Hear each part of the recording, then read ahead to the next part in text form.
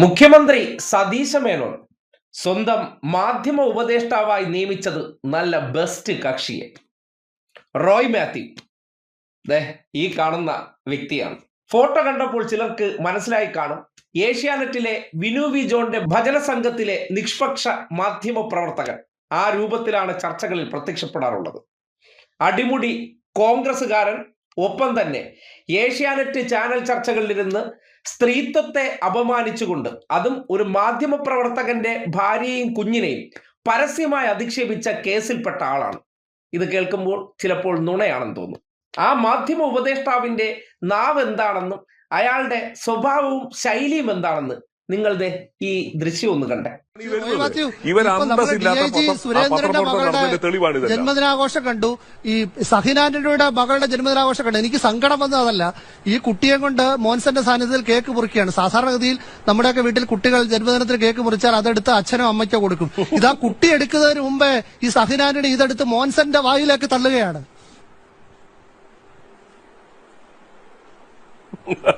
അല്ല വിനു, അപ്പൊ കാശ് മുടക്കിയവന്റെ വായിലേക്കല്ല തള്ളാൻ പറ്റത്തുള്ളൂ. അവന്റെ കെയർ ഓഫിൽ ജന്മദിനാഘോഷം നടത്തുമ്പോ അവനാണ്. അപ്പൊ ഒരു കാര്യം അല്ലെങ്കിൽ സ്വന്തം കുട്ടിയുടെ പിതൃത്വം പോലും സംശയത്തിലുള്ള ആണെന്നല്ലേ തോന്നത്തുള്ളൂ.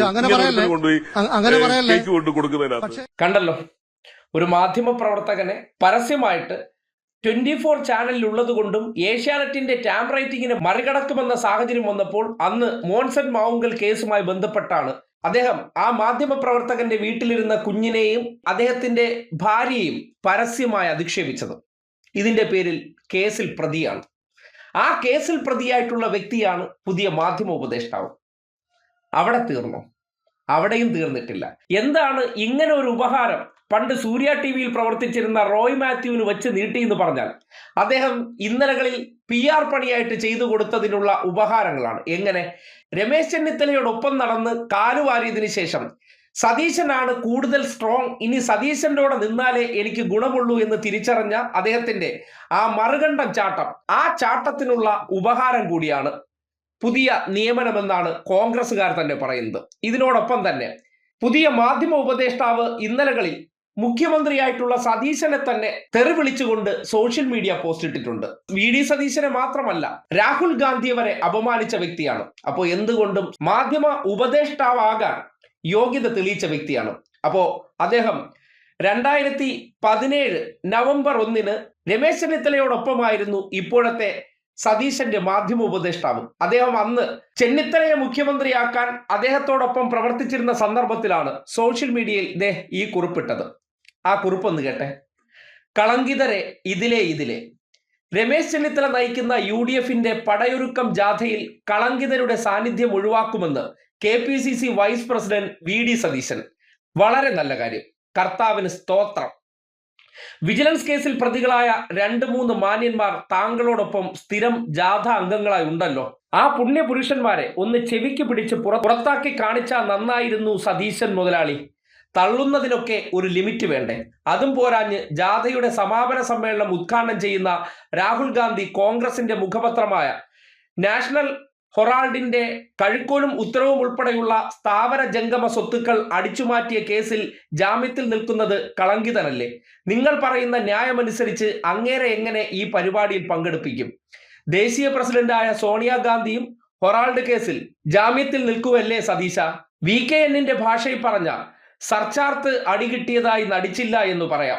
ഉമ്മൻചാണ്ടിക്കിട്ട് നൈസായി ഒരു പണി കൊടുക്കാനാണ് സതീശൻ ചേട്ടൻ ചെന്നിത്തലാജിയുടെ ഇംഗിത പ്രകാരം ഈ കളങ്കിത കാണ്ഡം വായിച്ചതെന്ന് അരിയാഹാരം കഴിക്കുന്ന എല്ലാ കളങ്കിതർക്കും മനസ്സിലാകും.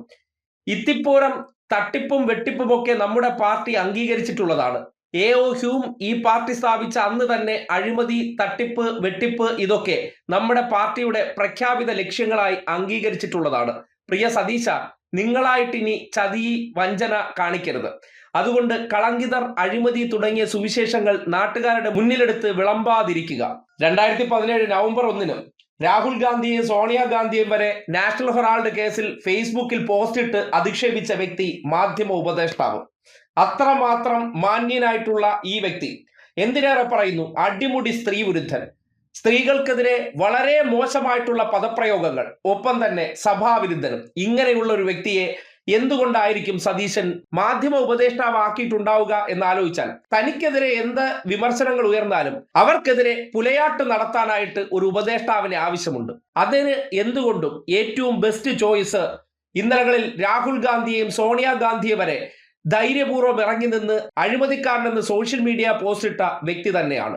അതിനുള്ള ഉപഹാരമായിട്ടാണ് ഇക്കഴിഞ്ഞ പ്രതിപക്ഷ നേതൃസ്ഥാനത്തേക്ക് എത്തിയപ്പോൾ കന്റോൺമെന്റ് ഹൗസിലെ നിത്യസന്ദർശകനായിട്ടുള്ള വ്യക്തി മാധ്യമപ്രവർത്തകന്റെ ലേബലിൽ ഈ പദവിയിലേക്ക് എത്തിയതിന് നിരവധി കടപ്പാട് കഥകൾ സതീശന്റെ ഉള്ളിലുണ്ടാകും. അതിനുള്ള പ്രത്യുപകാരമായിട്ടാണ് ഈ പോസ്റ്റിംഗ് എന്ന് പറയാതിരിക്കാൻ തരമില്ല.